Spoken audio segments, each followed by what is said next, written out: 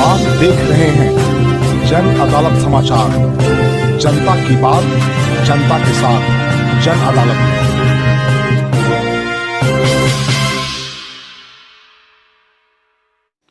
नमस्कार, जन अदालत में आपका स्वागत है। मैं बाबा शिवाजी।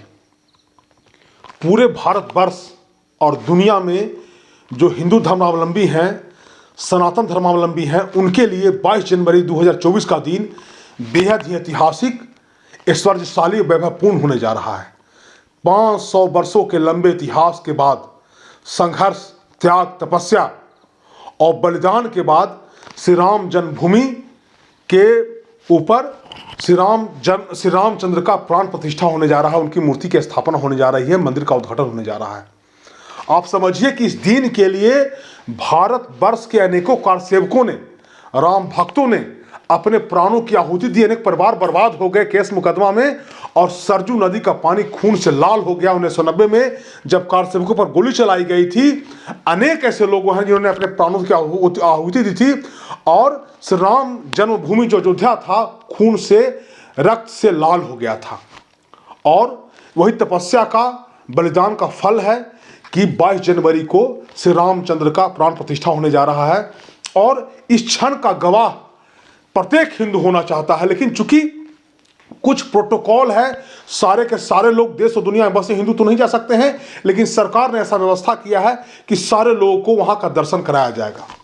अब आते हैं मुद्दे की बात पर। मुद्दा यह है कि भारत की जो सबसे बड़ी पार्टी है, विपक्षी पार्टी कांग्रेस पार्टी, उन्होंने राम मंदिर के कार्यक्रम में जो प्राण प्रतिष्ठा का कार्यक्रम होने जा रहा है, उसका कांग्रेस पार्टी ने बहिष्कार कर दिया है।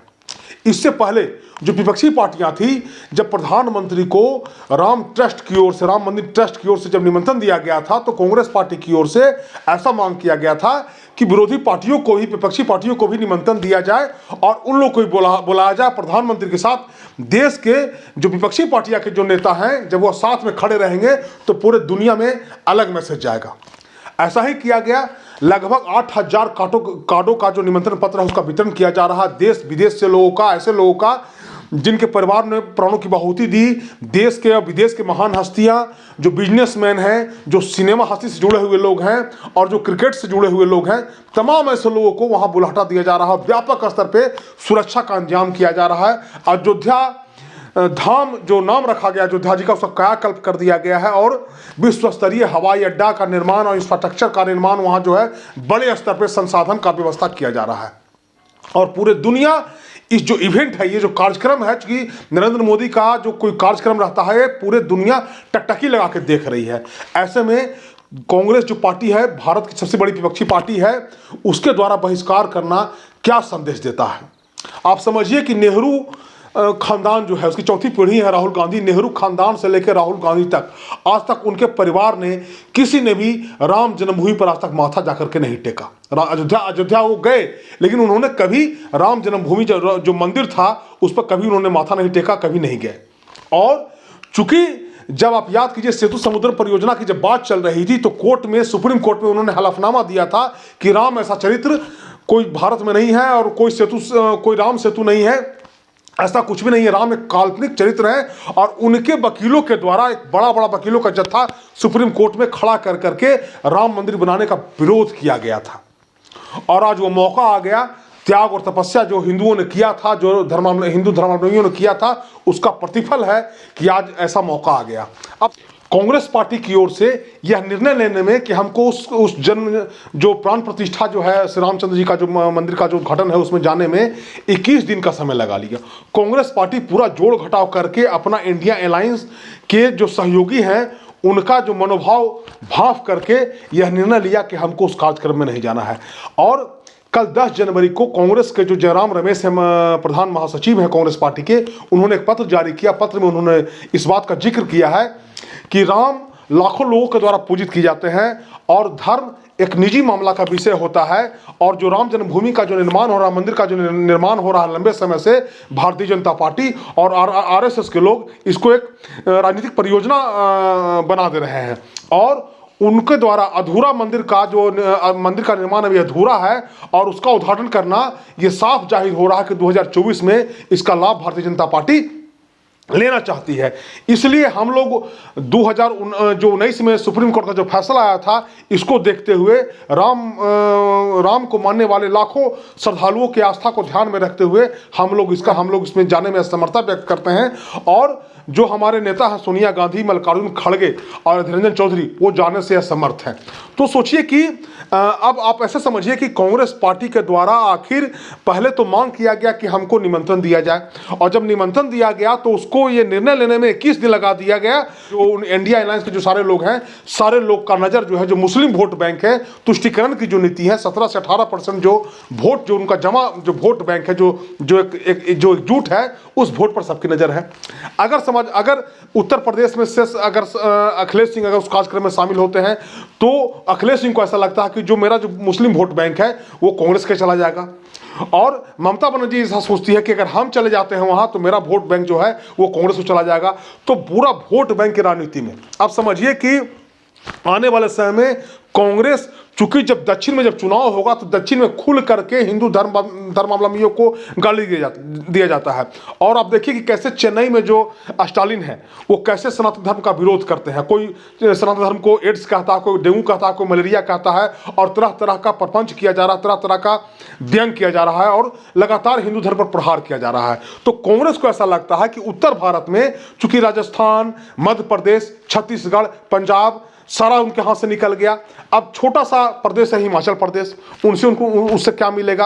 अब इधर दक्षिण में उनको लगता है कि तेलंगाना हम जीत चुके हैं, कर्नाटका में 29 सीट है जिसमें 1 सीट कांग्रेस जीती हुई है, तो लगता है कि अब चूंकि हमारी सरकार है वहाँ हमको फायदा होगा।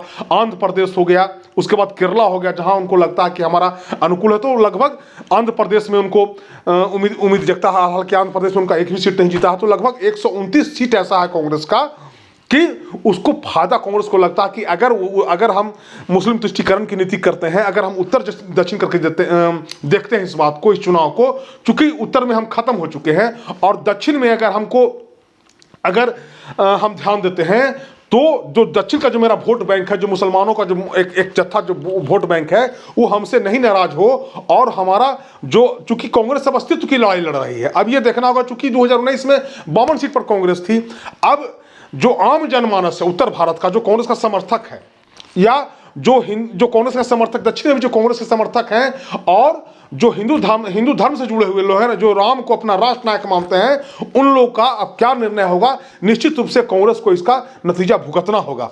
अब कांग्रेस का सीधा राजनीति उत्तर दक्षिण का हो गया है। अब कांग्रेस पूरा ध्यान दक्षिण की ओर दे रही है, और कांग्रेस को ऐसा लगता है कि अगर हम दक्षिण में ध्यान देते हैं और अगर वहां के क्षेत्रीय दलों के द्वारा अगर सनातन धर्म पर लगातार प्रहार किया जाता है, और जो तुष्टिकरण की नीति जो हम अपनाते हैं, और जो मुस्लिम वोट बैंक जो हमको वहां एक जत्था अगर हमको वोट बैंक अगर मिल जाता है, तो लगभग अगर हम वहां अगर हमारा अच्छा सीट अगर आ जाता है, तो हमारा अस्तित्व जो है लोकसभा में हमारा बचा हुआ रहेगा। तो इस वजह से ये कांग्रेस इस कार्यक्रम का बहिष्कार कर रही है, और जो उनके मानने वाले हैं उद्धव ठाकरे, उन्होंने भी बहिष्कार किया है। शरद पवार ने कहा कि भाजपा जो है सो राम को हाईजैक कर लिया है। ममता बनर्जी अलग राग अलाप रही है। बिहार में जो चंद्रशेखर है, जो आरजेडी के नेता हैं, और जाहिर सी बात है वो रामचरितमानस को पोटेशियम साइनाइड कह चुके हैं। तो निश्चित रूप से ये जो इंडिया अलायंस के जो लोग हैं, उसके एक छत्र के रूप में सारे का मनोभाव भापते हुए कांग्रेस ने भी ऐसा निर्णय लिया कि हम लोग भाजपा के जाल में नहीं फंसे। और चूंकि जाहिर सी बात है 2024 में राम मंदिर का फायदा भाजपा को मिलने जा रहा है, और जो उत्तर पट्टी में जो श्री राम का जो धारा बह रहा है, जो राष्ट्रवाद का धारा बह रहा है, और पूरे देश में जो जोश, जो हर्षोल्लास है राम के प्रति, मंदिर के प्रति, और जो भारतीय जनता पार्टी ने घोषणा किया कि 25 जनवरी से लेकर 25 मार्च तक हम ट्रेन चलाएंगे, लगभग 1 लाख जो है लगभग लोगों को हम रोज वहां अयोध्या में दर्शन कराएंगे, तो इसका भी बहुत बड़ा प्रतिफल देखने को मिलेगा। अब निश्चित रूप से ये जो कांग्रेस ने जो कार्यक्रम का जो बहिष्कार किया है, ये जो राम जन्मभूमि का जो प्राण प्रतिष्ठा का जो बहिष्कार किया है, इसका निश्चित रूप से ये आने वाले जो चुनाव है उसका खामियाजा कांग्रेस को भुगतना पड़ेगा। आपसे हमारा आग्रह रहेगा कि जो हमारा चैनल है जन अदालत, कृपया उसको आप शेयर कीजिए, सब्सक्राइब कीजिए, ताकि अधिक से अधिक लोग हमसे जुड़ सके, और हम कमेंट जरूर कीजिएगा आपको हमारा खबर कैसा लगा। आपका धन्यवाद।